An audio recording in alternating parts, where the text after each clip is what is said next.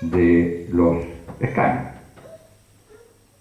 Por lo tanto, nunca va a llegar a poder tener un sector el 66% o el 70 y tantos por ciento que necesita para poder cambiar la Constitución. Y entonces hay un empate entre la mayoría y la minoría, con exclusión de todas las otras fuerzas políticas o sociales que quieran participar. Y ese empate asegura entonces que el modelo no se pueda cambiar. Aunque haya 80% de la gente del país pidiendo gratuidad o pidiendo final lucro, eso no puede ser cambiado. Ni por este Parlamento ni por el siguiente. Es absolutamente imposible que un sector pueda llegar a tener la fuerza suficiente para cambiar la Constitución. Pero no solo eso. Entonces, aseguremos este empate en todas las instituciones. Aseguremos el empate en el Poder Judicial. Entonces, la Corte Suprema, que de repente hace cosas no tan malas, ¿no? Pero también, hasta las vacas vuelan. Puede haber una vaca que vuele, ¿no es cierto? Bueno, a veces la Corte Suprema puede apuntarle con una cámara y sentar con el cuento de Goldman. Bueno, pero entonces la Corte Suprema es la expresión del empate producido en el sistema electoral. ¿Por qué? Porque usted cada vez que manda un nombramiento, el presidente manda un nombramiento al Senado para el Poder Judicial, o para el Consejo Nacional de Televisión, o para el Consejo Nacional de Educación, etcétera, etcétera, etcétera. Para todas las instituciones importantes tiene asegurado el empate, porque en el Senado no le van a dejar pasar a Pérez si es de tal grupo, si es que no va a González, que es del otro grupo. Y así, por ejemplo, se impidió que fuera ministro de la Corte Suprema el único juez probo que ha tenido este país, que era Carlos Cerda. Entonces digo, el sistema está hecho para asegurar el modelo socioeconómico, el sistema político está hecho. La consecuencia de la vigencia de estos dos ejes como definitorio de lo que llamamos la sociedad post-pinochetista, la consecuencia es, primero, el distanciamiento, separación de la política respecto de la gente, o de la gente respecto a la política. Pero le pasan cosas malas entonces. Lo primero malo es que política y sociedad se separan. Política y sociedad estuvieron siempre unidas en Chile. Con un color o con otro color, pero siempre unidas. No hay clase obrera sin Partido Comunista y Partido Socialista. No hay transformación o reforma agraria sin democracia cristiana. No hay intentos de los sectores populares de cambiar y hacer el socialismo sin la coalición de partidos llamada Unión Popular. No hay ni una lucha antidictatorial en la cual no haya un militante o elemento partidario, aunque peleado con su directiva, clandestino como activista, a la vez militante de partido y militante de organización social. No hay democratización del país y triunfo en el plebiscito si no es porque los partidos llamaron a la gente a votar, porque la gente no quería votar. Yo me acuerdo que ido a hablar con los curas. Los curas no querían que se votara, porque decían, ustedes nos han dicho que los lleve nos va a engañar siempre, ¿para qué vamos a ir a esto y dónde está el pueblo electo? Y eran los partidos los que tuvieron que hacer esa enorme tarea de movilización que terminó con la dictadura. Pero que los partidos nunca fueron solo los partidos en Chile. El movimiento estudiantil, ¿qué es lo que era en Chile? ¿Qué es lo que era la FECH? Era juventud política. ¿Qué es lo que era el movimiento campesino? Todos los partidos tenían federaciones campesinas. ¿Qué es lo que eran los sindicatos? Y no digo que los partidos manipularan, o que los sindicatos manipularan, cualquiera de los dos puede manipular, no era eso. Había una relación de imbricación entre lo político y lo social, que hacía que siempre hubiera una tendencia, pero siempre minoritaria, al independentismo. Entonces de repente cuando hay crisis política aparece el independentismo, ¿no es cierto?, con Carlos Ibáñez, por ejemplo, en 52, o con Jorge Alessandri de la derecha. Pero lo grueso era un país organizado políticamente en que la columna vertebral era la relación entre partidos y organizaciones sociales. Eso se quebró. Y no es que unos sean los buenos y otros sean los malos. Eso no es así. Porque si bien a la política entonces le pasa que sí se separa de lo social, pero se mantiene la política, a diferencia de la época de la dictadura que no había política y estaba obligada a estar en lo social clandestino, ¿eh? Pero sí se mantiene la política, entonces la política empieza a tener su dinámica propia, a seguir su propio ritmo. Entonces lo que importa es, bueno, tenemos elecciones, tenemos que nombrar candidatos. Ya, pero que este candidato tiene una idea de país, ¿qué me importa la idea de país? ¿Saca voto o no saca voto? ¿Lo puedo meter en la prensa o en la televisión? ¿Es mediático o no es mediático? Mediático, van a ser mediático, que resulta que sacó a los mineros a flote. Súper mediático. Pobre tipo. De política no tiene idea. Bueno, pero eso pasa en todos los sectores. Es el más dramático, ¿no? Pero lo vemos en todo caso, que lo que importa entonces es, en una sociedad en que la política pierde relación con la sociedad, o sea, pierde lo que llaman los americanos accountability, o sea, rendición de cuentas, no se es responsable ante. Entonces yo soy responsable ante quién, ante mí mismo, o ante mi grupo político, o ante mis amigos que me pueden llevar como candidato. Y eso entonces pasa a ser lo predominante, lo que siempre hubo de eso. Siempre en la política hubo ambiciones personales. ¿Cómo no las va a haber? ¿Por qué es legítimo querer ser el mejor jugador de fútbol y ganar harta plata y no querer sacar los más votos posibles? ¿Por qué? Ambas cosas son legítimas. El problema es que si usted solo gana plata porque se le contrató como jugador y no mete nunca ningún gol y no hace nada, ese es el problema.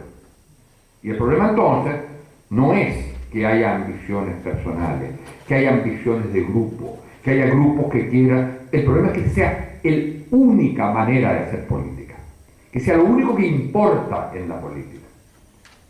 Y para que no sea la única manera, tendría que estar vinculado con la gente, los 4 millones de gente o más no vota, no le interesa. Y entonces la política se genera su propia dinámica, se autonomiza, se separa, y entonces, claro, no tiene normas sociales de control. Si yo puedo echarle una puñaladita al del lado para ganar, y tengo los medios para hacerlo, lo hago. No tengo que rendir cuentas ante nadie. Entonces, el problema principal de la política chilena no es la corrupción, es que están dadas las condiciones para que se genere corrupción. Y las condiciones para que se genere corrupción es que la política no tenga que responder ante la ciudadanía. Pero también le pasan cosas malas a la ciudadanía. Igual que en la política, es la política de los últimos 20 años la que transformó y mejoró a este país. Pero con los efectos que acabamos de dar. Bueno, igual, ha habido un proceso de lo que se llama empoderamiento ciudadano. Eso es cierto. Pero en ese empoderamiento del ciudadano hay mucho de individualismo, como señalaba hace un rato.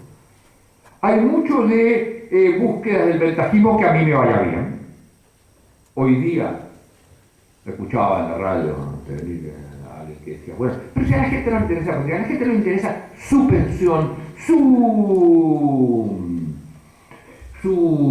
pensión, su trabajo, que le paguen bien. Pero que es muy malo que a la gente solo le importe eso. Eso no es bueno. Porque eso lleva a medir a la sociedad solo de acuerdo a lo que a mí me pasa. Y si yo hago eso, tengo que aceptar que el otro, que le va mejor, también es lo mismo. Y por lo tanto quiere defender lo que ahí está ocurriendo. De modo que esta famosa cuestión del individualismo y de que hoy día cada persona reclama su derecho, no es tan así. Hay una especie de narcisismo ciudadano. Tal como hay un narcisismo político de los partidos que se miran el ombligo, también los ciudadanos miran su propio ombligo o el de su pequeña familia y reclaman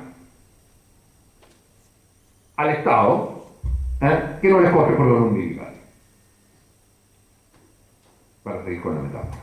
Entonces, aquí tenemos un problema enorme de país. Una política que sigue sus propios ritmos y una ciudadanía que rechaza la política. Venía en el avión ayer con una persona que venía a trabajar aquí en las bombas Shell, tipo que trabajaba muy bien, todo. Entonces me pregunta qué es lo que hago yo en la vida. Le digo lo que hago, después de preguntarle yo a él qué es lo que hacía, y me dice, muy complicado. Porque ¿sabes qué? La política es la cosa más sucia que hay, todos los políticos son sucios, y todos los políticos son corruptos. A ver, le dije yo, nómbreme los 2 diputados de su distrito. No tengo idea. ¿Cómo puede ser eso corrupto? A los jóvenes, por favor, cuando dicen, toda la política es corrupta. ¿Pero de qué están hablando? Y si saben algo. Que la mayor parte no sabe nada. Lo que no quita que pueda ser cierto a la crítica. Pero usted no hace la crítica desde su involucramiento, la hace para justificar su vida personal. Me dedico entonces a tatuarme el cuerpo, a cambiar mi cuerpo, porque el mundo no se puede cambiar y no se puede cambiar a través de la política, lo cambio a través de cambiar mi cuerpo.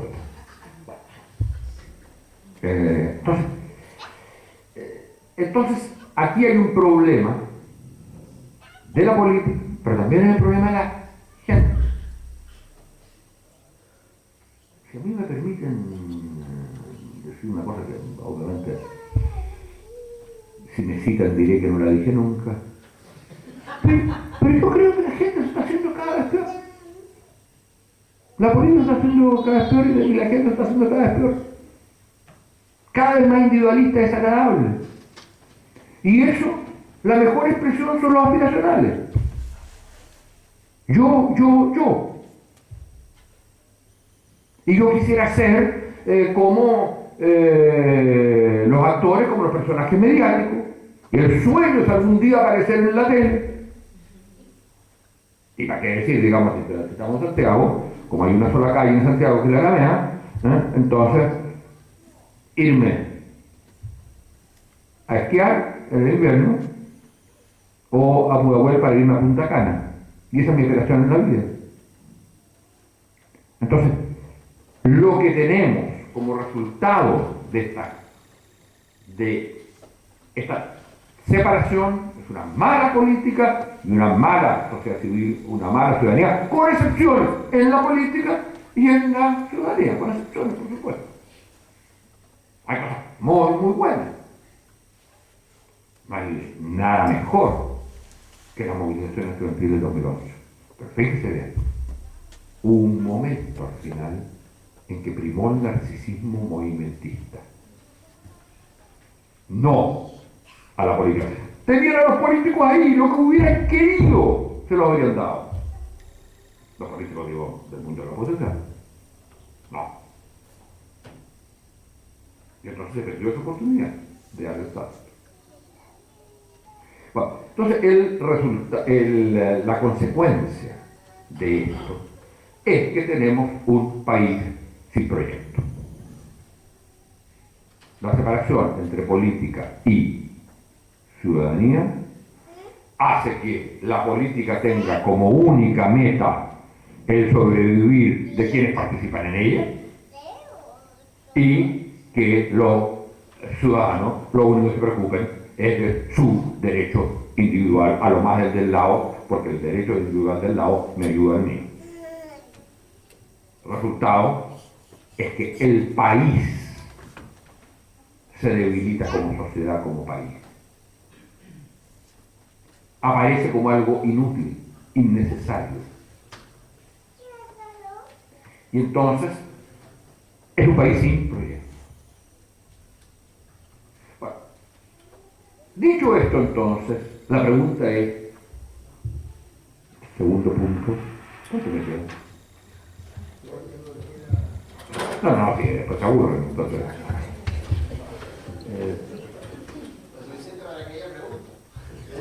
Ya, ¿a qué hora vamos a terminar? Vamos a terminar. Ya, entonces yo tengo que terminar en 5 minutos más, 10 minutos más. Vale.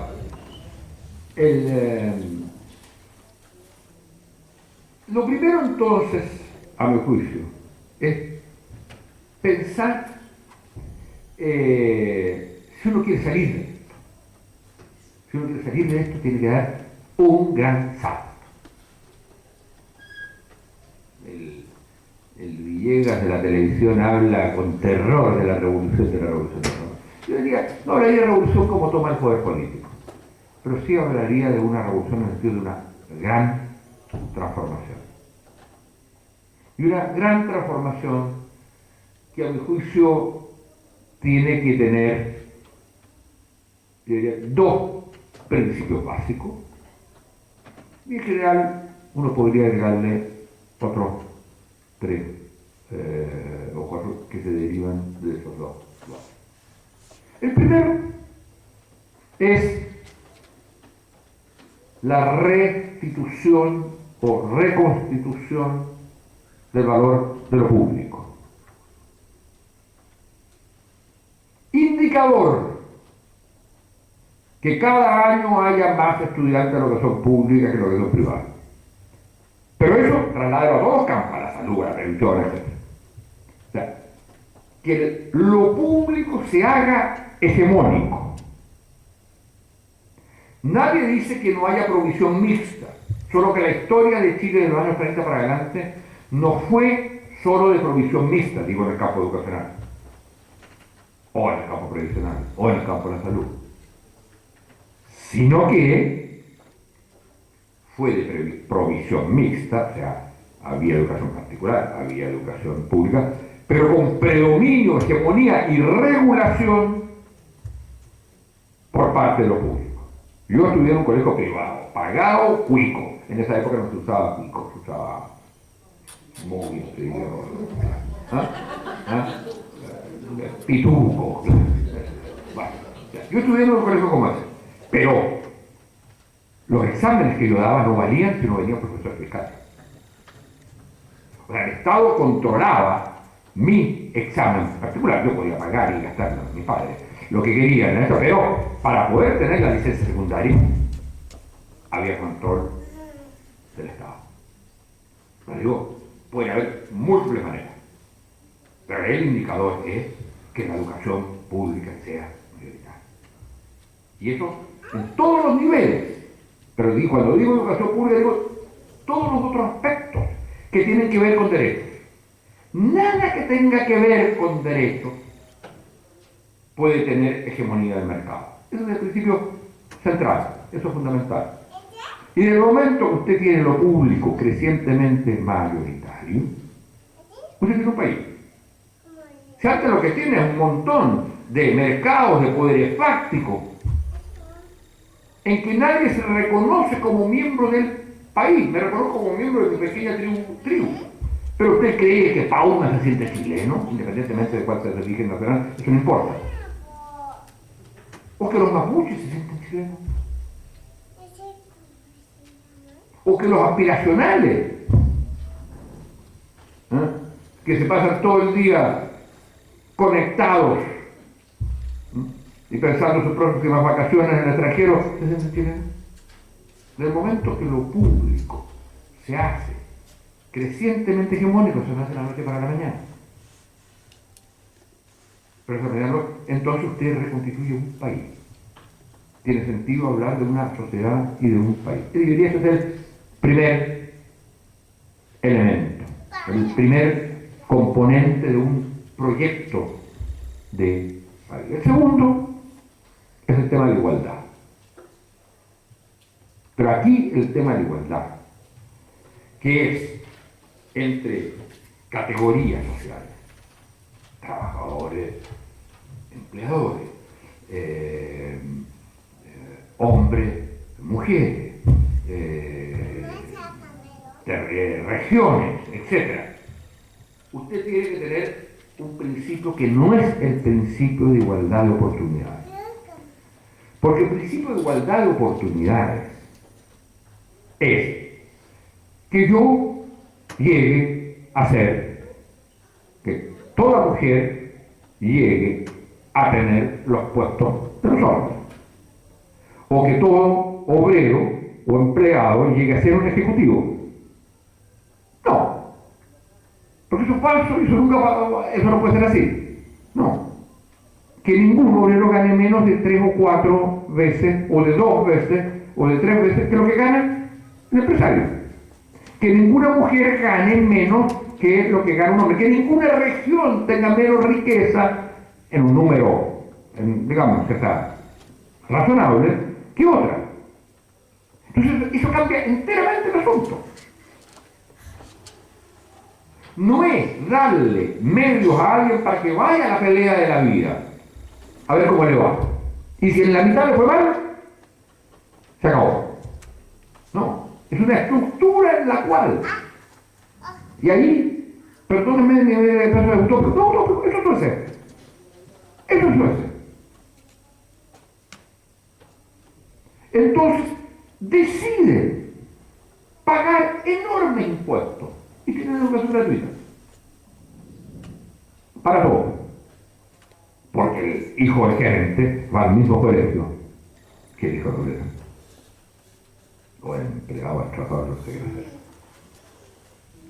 Entonces, ¿por qué? Porque es público, y porque es gratuito, y porque no tiene plata para pagarse una educación privada, porque toda esa plata fue a impuestos, que sirvió para pagar la educación gratuita de todos y también de sus hijos.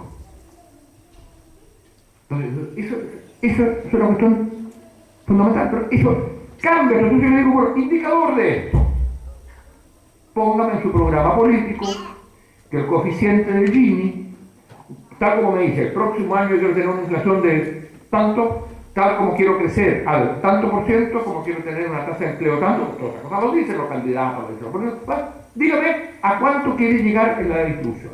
El próximo año, que estamos en coeficiente Gini de 60 o de 58, quiero llegar a un coeficiente Gini que mide de concentración. Voy bajando, hasta que lleguemos a una distribución de 1 a 4. 1 a 1 es imposible. 1 a 4, pero no de 1 a 30. ¿Cómo existió 1 a 30? Si tomamos por lo que gana, no digo Pauma, pero una actriz o actor de televisión, es 1 a 160. Entonces, igual, ese es un segundo principio organizador. Y los otros tienen que ver con cosas más concretas. Es un modelo productivo que asegure trabajo decente y sustentabilidad ambiental. Y por lo tanto entra ahí el modelo energético. En cuarto lugar, un nuevo sistema de representación que asegure representación y participación. Porque la expansión de lo público supone también una revisión, redefinición de cómo se organiza lo público. Lo público no puede ser solo burocracia. Tiene que ser también participación ciudadana. Y en el tema de la representación, usted tiene que plantearse problemas como, yo diría, tiene que plantearse el tema si este país no debiera ser federal o no. Tiene que ser el debate, por lo menos. O alguna fórmula de federalismo que no sea el Estado federal clásico a la norteamericana, a la brasilera, pero que sea, por ejemplo, como el español, de la comunidad autónoma.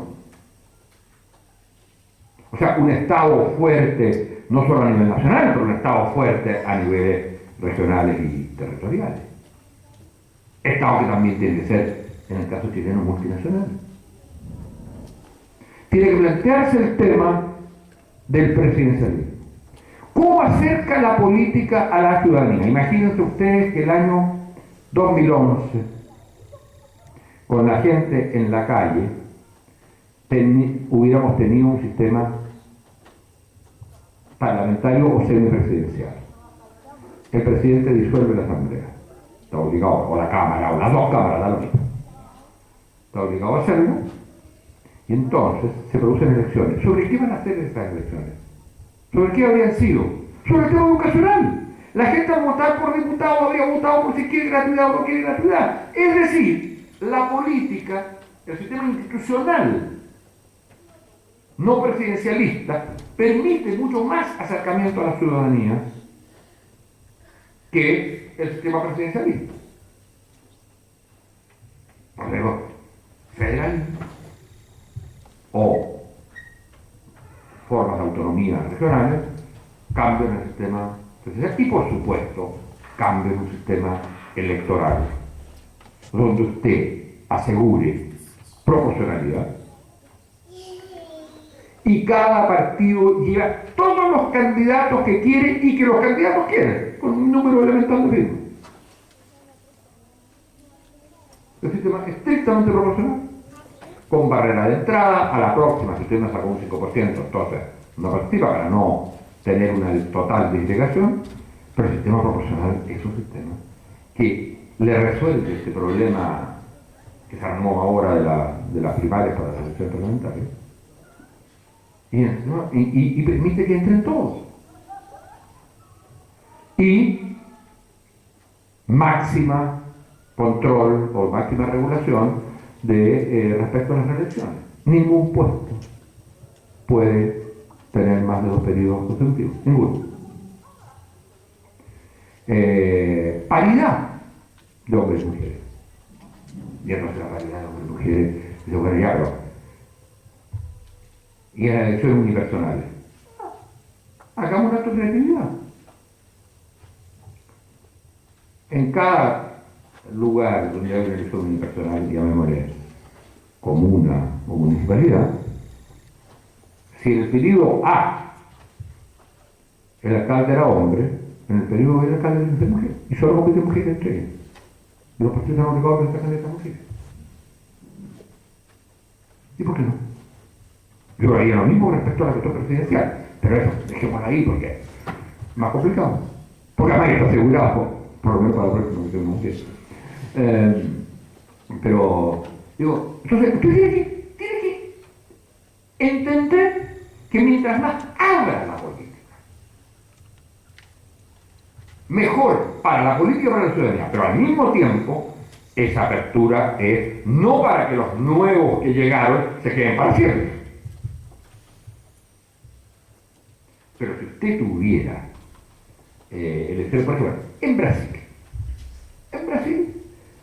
hay 600 o 700 mil candidatos para las elecciones parlamentarias o municipales. En la elección hay 700 mil candidatos, pero eso es muy bueno, mientras más candidatos haya mejor. Y eso solo lo puede hacer si asegura que el que está elegido no puede ser elegido permanentemente. Bueno, entonces, representación y, por supuesto, formas de participación que aseguren que no solo el que no quiere participar, que no participa, pero que el que quiera no solo vota cada 4 años, cada 6 años, sino que hay otro tipo de instancias, como son los presupuestos participativos en algunos casos, pero en serio, como son la revocación popular del mandato, como es la iniciativa popular de ley, etc. Y entonces, y diría que el último elemento, y que tampoco tengo una fórmula precisa, pero que el último principio es el del dominio, o el autodominio del asentamiento. ¿Qué significa eso? La generación de gobiernos de las ciudades con poder, con recursos, que puedan reestructurar y organizar las ciudades. Cuando dije asentamiento, porque también si hay un pueblo que no es ciudad, porque no es urbano, pero igual. O sea, ahí hay un problema fundamental. No existen gobiernos de las ciudades con capacidades de... ¿Por qué? Con capacidades de planificar. ¿Por qué? Porque el suelo está entregado al mercado. Entonces usted puede poner, la inmobiliaria puede poner lo que quiere donde quiera.